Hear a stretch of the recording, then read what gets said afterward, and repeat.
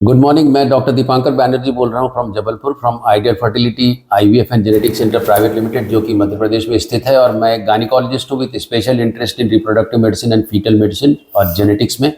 हम regular IVF, blastocyst transfer और male infertility, female infertility करते हैं। और हमारे पास में एक बहुत advance next generation sequencing lab भी है आइडियल जीनोमिक्स के नाम से। और हम प्रीनेटल जेनेटिक्स काउंसलिंग और जो प्रसव पूर्व गर्भ के में पल रहे शिशु के बारे में, उसकी बीमारी के बारे में और उसके रोकथाम के बारे में काफ़ी काम करते हैं। ये हमारा साप्ताहिक प्रोग्राम है जिसमें हम यूट्यूब कमेंट सेक्शन से क्वेश्चंस लेके हम कोशिश करते हैं उनको जवाब देने का, ताकि वो जवाब आपके पास, आपके घर में पहुंच सके। मैं देवेंद्र जी से अनुरोध करता हूं, please go ahead with the questions. क्या एक प्रेगनेंसी के बाद बच्चा न होने पर आईयूआई करवा सकते हैं? एक बच्चा होने के बाद आपको आईयूआई की ज़रूरत ही क्यों पड़ रही है, वो बहुत इंपॉर्टेंट है जानना। क्योंकि पहला बच्चा तो आईयूआई से नहीं हुआ था। इसका मतलब जो सेकंड प्रेगनेंसी हो रही है, ये मेरे पास में बहुत कॉमनली आते हैं। तो मैं उनसे ये पूछता हूँ कि यदि आपका एएमएच अच्छा है, आपका यदि स्पर्म काउंट अच्छा अभी, तो आपने एक जब प्रेगनेंसी क्रिएट करी है, इसका मतलब आप फर्टाइल हैं। तो जब आप आपस में मिलते हैं तो आपके दोनों बीज भी आपस में मिल जाना चाहिए। वो बीज कहाँ मिलते हैं?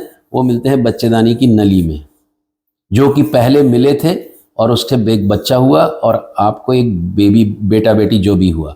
अब आप प्रेग्नेंट नहीं हो रहे, मतलब इसका अंडा और यहाँ का स्पर्म ये नहीं मिल रहा है। इसका मतलब अधिकतर ये ट्यूब में प्रॉब्लम आती है।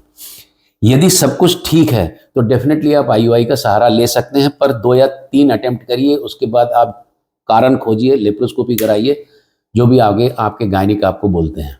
क्या पीजीटी-एम से श्योर होता है कि बच्चा डिजीज फ्री होगा? It is a very important question. और ये चीज़ बहुत इंपॉर्टेंट इसलिए है क्योंकि पीजीटी-एम से बच्चा 100% श्योर है तो नहीं बोल सकते, बट 98% ये बोल सकते हैं कि बच्चा डिजीज फ्री होगा। फिर वो 2% का क्या, तो हर सेंटर वर्ल्ड में जो भी पीजीटी-एम करते हैं, हम भी करते हैं, उसमें कोरियन बायोप्सी करके ये जरूर देख लेना चाहिए कि जो रिपोर्ट पीजीटी-एम में आई वैसी ही रिपोर्ट है कि नहीं।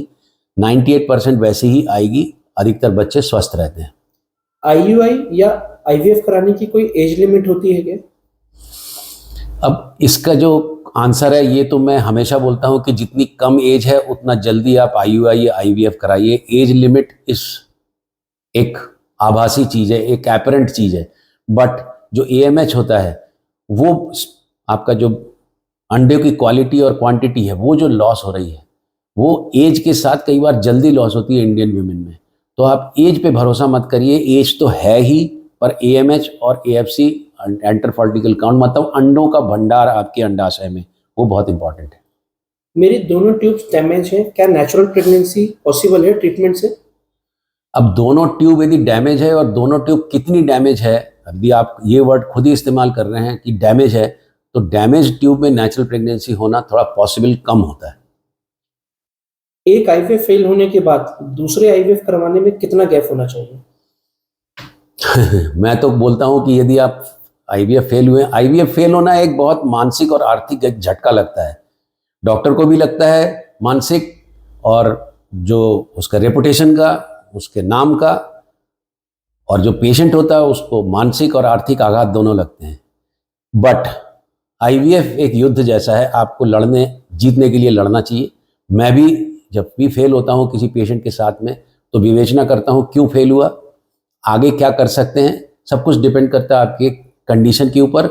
आप 1 महीना, एक रेगुलर पीरियड आने के बाद फिर से आईवीएफ में जा सकते हो। सुनने और जुड़ने के लिए बहुत बहुत धन्यवाद। आप लोग यदि हमारे चैनल के कंटेंट को आपको अच्छा लगता है तो प्लीज़ चैनल को सब्सक्राइब भी करिए, चैनल को शेयर करिए। आप सबको सुनने और जुड़ने के लिए बहुत बहुत धन्यवाद, और सबको आगामी गणतंत्र दिवस की बहुत बहुत शुभकामनाएं।